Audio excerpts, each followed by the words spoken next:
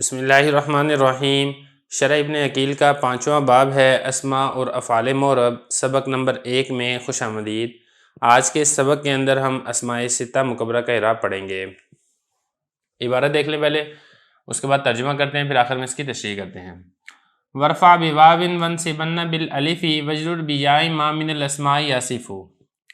شرح فی بیان ما یعرب بالنیابۃ کما سبق ذکرہ، والمراد بالاسماء التي سيصفها الاسماء الستة وهي اب واخ وحم وهن وفوه وذو مال، فهذه ترفع بالواو نحو جاء ابو زید وتنصب بالالف نحو رأيت اباه، وتجر بالياء نحو مررت بأبيه، والمشهور انها معربة بالحروف، فالواو نائبة عن الضمة والالف نائبة عن الفتحة والیاء نائبۃ عن الکسرۃ، وہذا هو الذی اشار الیہ المصنف بقولہ ورفع بواو الی آخر البیت، والصحیح انها معربۃ بحرکات مقدرۃ علی الواو والالف والیاء، فالرفع بضمۃ مقدرۃ علی الواو والنصب بفتحۃ مقدرۃ علی الالف والجر بکسرۃ مقدرۃ علی الیاء، فعلی هذا المذهب الصحیح لم ینب شیء عن شیء مما سبق ذکرہ۔ ترجمہ دیکھ لیں۔ اور رفع دو واو کے ساتھ، اور نصب دو الف کے ساتھ، اور جر دو یا کے ساتھ، ان اسماء میں سے جس کی میں صفت بیان کروں گا۔ شروع ہو رہے ہیں اس کے بیان میں جو کہ معرب ہوتے ہیں نائب ہونے کی وجہ سے، جیسا کہ اس کا ذکر پہلے گزر چکا ہے، اور مراد اسماء سے جن کی آگے صفت بیان کریں گے وہ 6 اسماء ہیں، اور وہ یہ ہیں ابن اخن ہمن ہنن فوہ اور ذو مال۔ یہ مرفوع ہوتے ہیں واو کے ساتھ جیسا کہ جاء ابو زیدین، اور منصوب ہوتے ہیں الف کے ساتھ جیسے رأیت اباہ، اور مجرور ہوتے ہیں یا کے ساتھ جیسے مررت بأبیہ۔ اور مشہور یہ بات ہے کہ یہ معرب ہوتے ہیں حروف کے ساتھ، واو نائب ہے ضمہ سے، الف نائب ہے فتح سے، اور یا نائب ہے کسرہ سے۔ یہ وہ بات ہے جس کی طرف مصنف رحمۃ اللہ علیہ نے اشارہ کیا ہے اپنے اس قول ورفع بواو سے آخر شعر تک۔ صحیح بات یہ ہے کہ یہ معرب ہوتے ہیں حرکات مقدرہ کی وجہ سے، واو پر، الف پر اور یا پر، لہذا رفع ہوگا ضمہ مقدرہ کی وجہ سے واو پر، اور نصب ہوگا فتح مقدرہ کی وجہ سے الف پر، اور جر ہوگا کسرہ مقدرہ کی وجہ سے یا پر۔ اس صحیح مذہب پر یہ کسی چیز سے نائب نہیں ہوں گے جن کا ذکر پہلے ہو چکا ہے۔ عبارت ہو چکی ہے، ترجمہ ہو چکا ہے، اب چلتے ہیں اس کی تشریح کی طرف۔ دیکھیں حسب سابق ہم یہ جو الفیہ ابن مالک کا شعر ہے اس کی تشریح ہم بعد میں کریں گے۔ پہلے جو شرح ابن عقیل کی عبارت ہے آپ اس کو پہلے سمجھ لیں، جب آپ کو یہ سمجھ آ جائے گی پھر آپ کو جو الفیہ ابن مالک کا شعر ہے یہ آپ کو بہت آسانی سے سمجھ آ جائے گا، لیکن آخر میں انشاءاللہ الفیہ ابن مالک کی بھی ہم تشریح کریں گے۔ سب سے پہلی بات تو آپ یہاں پر یہ سمجھیں کہ یہاں سے اسماء ستہ مکبرہ کا اعراب بتا رہے ہیں۔ اسماء ستہ مکبرہ کون کون سے ہیں وہ یہاں پہ ذکر کیے جا رہے ہیں، وہ یہ ابن اخن ہمن ہنن فوہ اور ذو مال، یہ اسماء ستہ مکبرہ ہے۔ اب اس میں جو سمجھنے کی بات ہے وہ یہ ہے کہ پہلے جن کا اعراب ذکر کیا گیا تھا، یعنی ضمہ کے ساتھ ہے، فتح کے ساتھ ہے، کسرہ کے ساتھ ہے، وہ اعراب بالاصل تھا۔ یہ ان کے اوپر جو اعراب آتا ہے مطلب یہ کہ ان کی حالت رفع واو کے ساتھ آتی ہے، حالت نصب الف کے ساتھ آتی ہے، حالت جری یا کے ساتھ آتی ہے، یہ اسی اعراب اصلی کے نائب ہونے کی وجہ سے آتی ہے۔ تو یہ حضرت فرما رہے ہیں کہ یہاں سے ان اسماء کو ذکر کر رہے ہیں جن کے اوپر اعرابی حالت طاری تو ہوتی ہے لیکن وہ نائب ہونے کی وجہ سے اس کے اوپر آتی ہے۔ تو دیکھیں یہ فرما رہے ہیں کہ یہاں سے بیان کر رہے ہیں، شروع ہو رہے ہیں اس چیز کے بیان میں جو کہ معرب ہوتے ہیں نائب ہونے کی وجہ سے، مطلب اصالتاً یہ معرب نہیں ہوتے ہیں۔ اصالتاً تو وہی اسم معرب ہوگا جس کے اوپر حالت رفع ضمہ کے ساتھ آئے گی، حالت نصبی فتح کے ساتھ آئے گی، حالت جری کسرہ کے ساتھ آئے گی، یا ہم یہ کہیں کہ جن کے اوپر اعراب آئے گا حرکات کی وجہ سے، اور ان پر چونکہ اعراب آ رہا ہے حروف کی وجہ سے، لہذا یہ نائب ہیں ان اسماء کے جن کے اوپر اعراب آتا ہے حرکات کی وجہ سے۔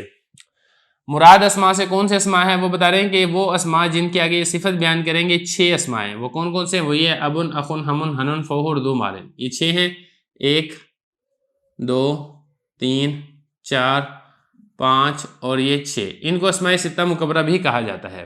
ان کی حالت رفع واو کے ساتھ آتی ہے، جیسا کہ مثال دیکھیں جاء ابو زیدن، اب یہ ابو یہ اس کی حالت رفع ہے کیونکہ یہ فاعل واقع ہو رہا ہے جاء کا، اور حالت رفع واو کے ساتھ آ رہی ہے، اور حالت نصبی الف کے ساتھ آتی ہے جیسے رأیت اباہ۔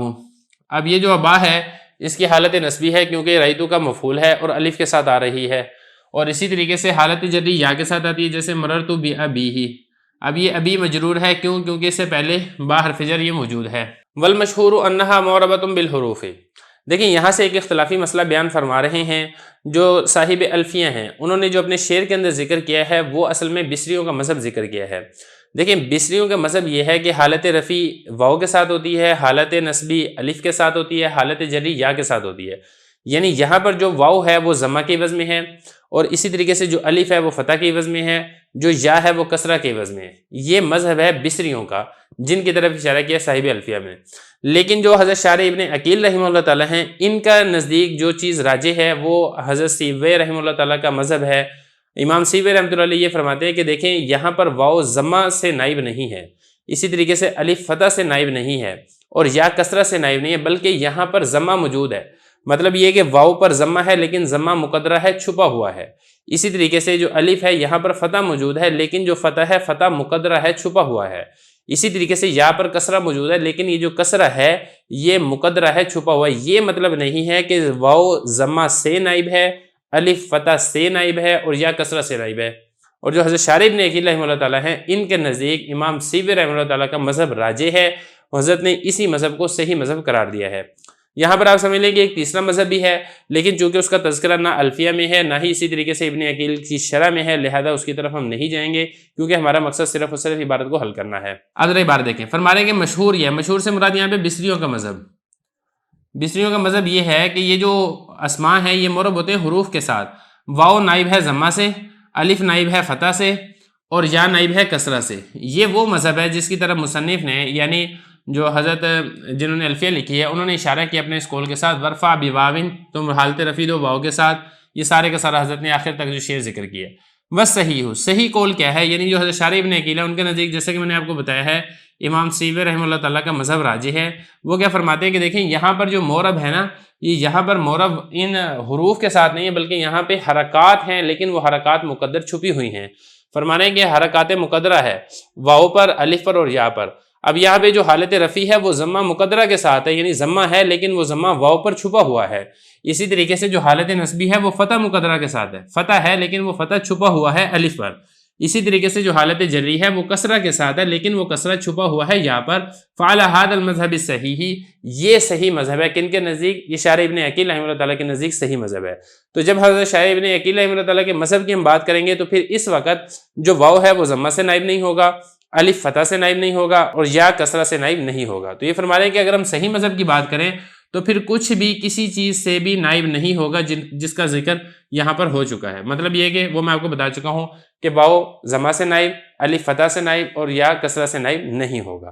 اب یہاں تک تو ہوئی اسی شرح ابن عقیل کی عبارت۔ اب ذرا عبارت آ جائیں اس الفیہ کی طرف۔ فرما رہے ہیں کہ آپ رفع دیں گے واو کے ساتھ، جیسے کہ آپ کو معلوم ہے کہ اسماء ستہ مکورہ میں حالت رفع واو کے ساتھ آتی ہے، اور نصب دیں گے آپ الف کے ساتھ، اسماء ستہ مکورہ میں حالت نصبی الف کے ساتھ آتی ہے، اور جر دیں گے یا کے ساتھ، ما ان اسماء میں سے آصف واصفہ یاصف، اس کا مطلب ہوتا ہے صفت بیان کرنا، مطلب جن کا تذکرہ میں ابھی کروں گا آپ کے سامنے اسماء ستہ مکورہ، ان کو آپ نے اس طریقے سے اعراب دینا ہے۔